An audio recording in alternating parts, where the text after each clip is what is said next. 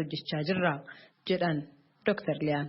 Ministeera Fayyaa Itoophiyaatti Daayirektara Daayiroktareetii Dubartootaa Daa'immanii fi Dargaggootaa Faaxumaa Sa'iid akka ibsanitti waggoottan itti aananitti daa'immanii fi dubartoota miidhaa adda addaarraa ittisuu fi deebii hatattamaa kennuudhaaf adda durummaadhaan hojiin eegalameera jedhan. በጤና ሚኒስቴር ደረጃ የተሻለ አደረጃጀት አለ። ሰደርካ ሚኒስቴር ፈያት ኢጃሩምሰ ፎይአቱ ጅራ naannoleetti ejensiiwwaniif hospitaalota keessatti wantoonni fooyya'oon jiru garuu caasaalee sadarkaa dakaa biratti hanqinni jira. Qorannoo taasisne keessattis hanqinni argine tokko caasaaleen bifa wal fakkaataadhaan hojii hojjechuutti hin jiran.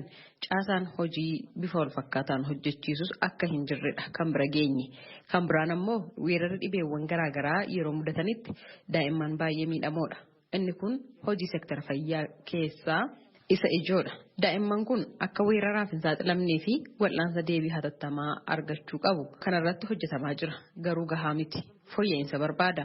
Dhimmi dabalataa kan biraan miidhaa koorniyaa irratti deebii hatattamaa miidhamtootaaf kennu irrattidha. Hospitaalota keessatti bifa of danda'een tajaajila gahaa akka argatan warreen tajaajila kennanis leenjii gahaa fi hubannoo qaamolee kanneen akkamitti kunuunsuu akka danda'an kennuufiin barbaachisaa ta'uu hubanneerra. Keessumaa yeroo ammaa tatamsa'inni COVID-19 dabalaa jira. Akkasumas walitti bu'iinsi bakka adda addaatti jira. Yeroo kana miidhaan koorniyaa dubartootaa fi daa'imman irra gahu mala. Wantoota kanneeniif deebii gahaa kennuu fi ittisuu irratti akka xiyyeeffatamuuf hojimaan dandeessu kan barbaachiseef. Sanarni dhimmoota kana qajeelchuu danda'us qophaa'ee hojiitti seenamee jira jedhan addi Faaxumaan. Keessumaa koorniyaa idileessuun dhimma xiyyeeffannoo addaatiin hojiin isaa eegalame jechuudhaanis addi Faaxumaan itti dabalaniiru. እንግዲህ በ5 ዓመቱ ለማድረግ ያሰብነው የመጀመሪያው የጀንደር ሜንስትሪሚንግ ኢሹ በሁሉም ፕሮግራሞቻችንና ኦፕሬሽን ላይ በተለይ በጤናው ሴክተር የምንሰራው ላይ ሜንስትሪምድ መሆን አለበት ነው። ወጎተን ሸን ኢታናኒቲ wanti nuti gochuudhaaf yaadne inni jalqabaa akka sektara fayyaatti hojiilee hojjetaman kamuu keessatti koorniyaa idileessuudha. Inni lammaffaan ammoo miidhaa gama koorniyaatiin qaqqabu ittisuu fi yoo qaqqabees deebii hatattamaa kennuu irratti akka sektara fayyaatti xiyyeeffannoo itti laannee hojjechuudhaaf jirra. Inni sadaffaaf xiyyeeffannoo cimaa barbaadu dubartoota aangoomsuudha. Yeroo ammaa ministeera fayyaa keessatti jalqabbii gaarii jira. Ammumaayyuu sadarkaa hooggansa ministeerichaatti harki 50 dubartootadha. Sadarkaa naannoleetti garuu dubartoonni gama murtoo kennuu fi hooggansaatti fiduuf hojiileen eegalaman jiru. Garuu sadarkaa barbaadametti miti. Kun dhimma ijoo irratti hojjetamuu fi waggoota 5 itti aananitti gaheen dubartootaa sadarkaa hooggansaaf murtoo kennuu irratti harka 50 gahuudhaaf ministeerri fayyaa sektara sana keessatti ciminaan hojjeta jedhan addi Faaxumaan. Ministeera fayyaatti dubartoota ga'oomsuudhaan dhaabbilee ministeericha jalatti hojjetan keessatti dubartoonni ga'umsaan dorgomtoota ta'anii hooggansaaf bakka murtoo kennuu irratti harka 50 dhiiraan qixa akka bakka argatan gochuudhaaf hojjetamaa jira jechuun addi Faaxumaan eeraniiru. Gabaasa raadiyoo sagalee Ameerikaatiif Tsahaay Daamxoo Finfinneerraa.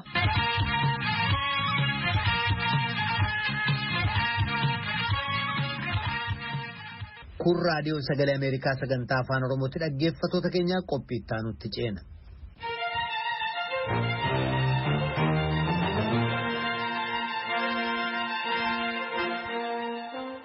Lammiiwwan Itoophiyaa kanneen Saawudii Arabiyaa keessa jiran rakkoo hamaaf saaxilamuu isaanii dubbatu.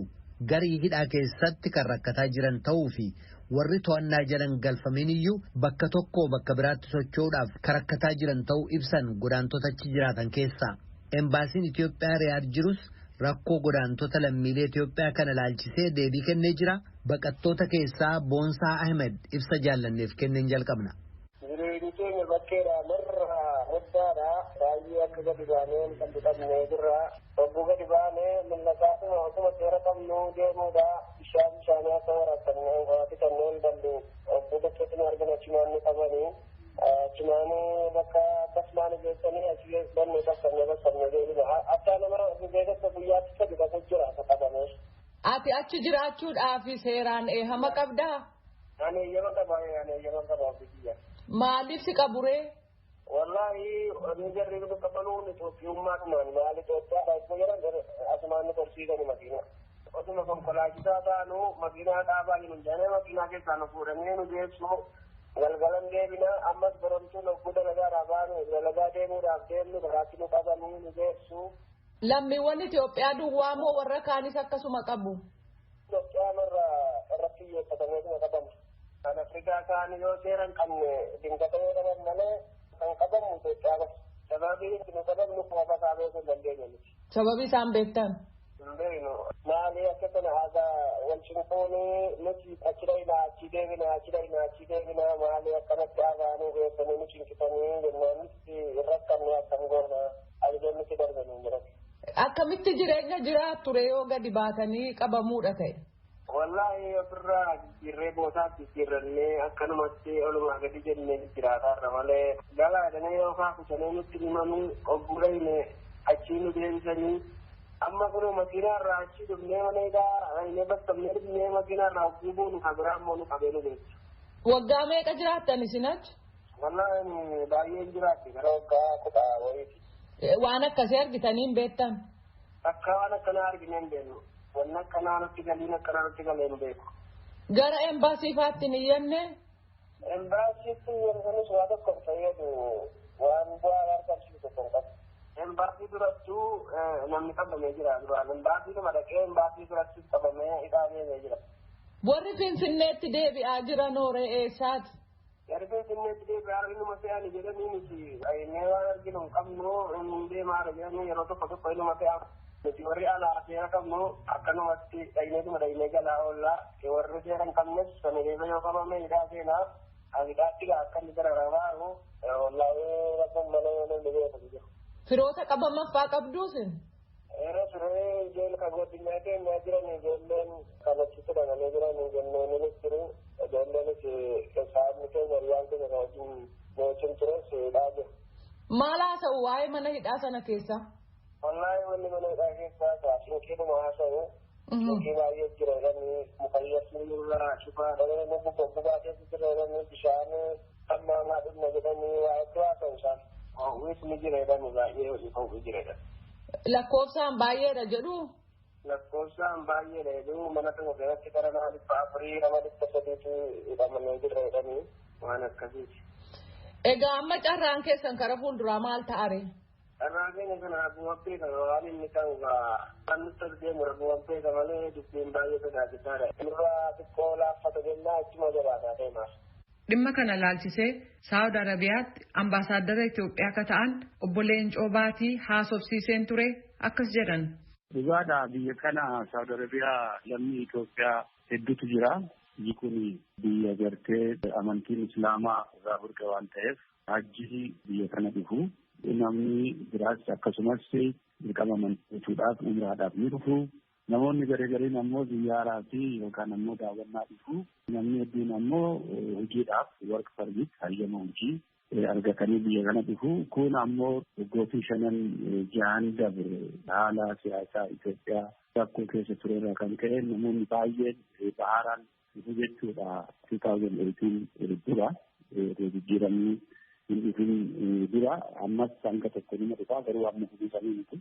Kana keessaa namoonni gareen as dhufan biyyatti otoo hin deebi'in yeroon hayyamamee dabree waraqaa teessumaa biyya kanaa hin qabne jira.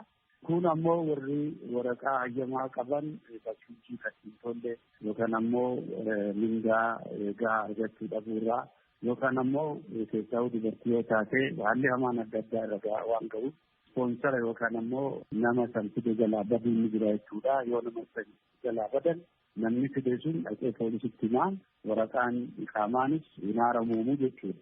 Kun ammoo warri baharaan dhufe seera ala dhufu iqaamaan qabani jechuudha.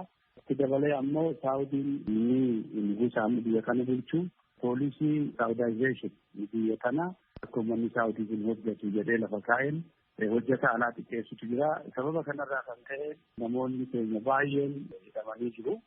Haalli hin barbaachisne qabaan hedduu ulfaataa ta'e irra gahaa jira.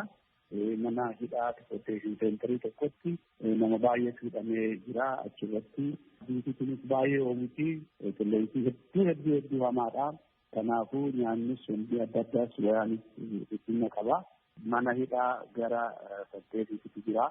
Namoota kana bakka jarri jiranitti dhaqnee galmeessinee bakka jarri irraa dhufan barreessinee telefoonarra isaanii barbaannee ishee paasii qopheessinee fi warra eerlaayinsii hojii dubbannee biyyatti galchuudhaaf baay'ee hojjennee jechuudha. Jara nama 42 galchine jedhan.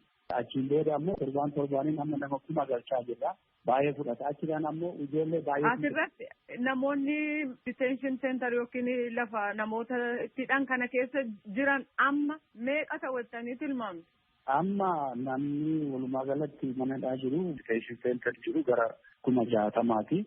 Amma erga filaayitii nama 1,000 torbaaniin fuunu kana hedduu dubartiin ijoollee qaban akkasumas ammoo dubartiin ulfaa dararama irra waan jiraniif ammaan kana ijoolleedhaaf dubartii qofa galchaa jira jechuudha. Ingilis ta'ee.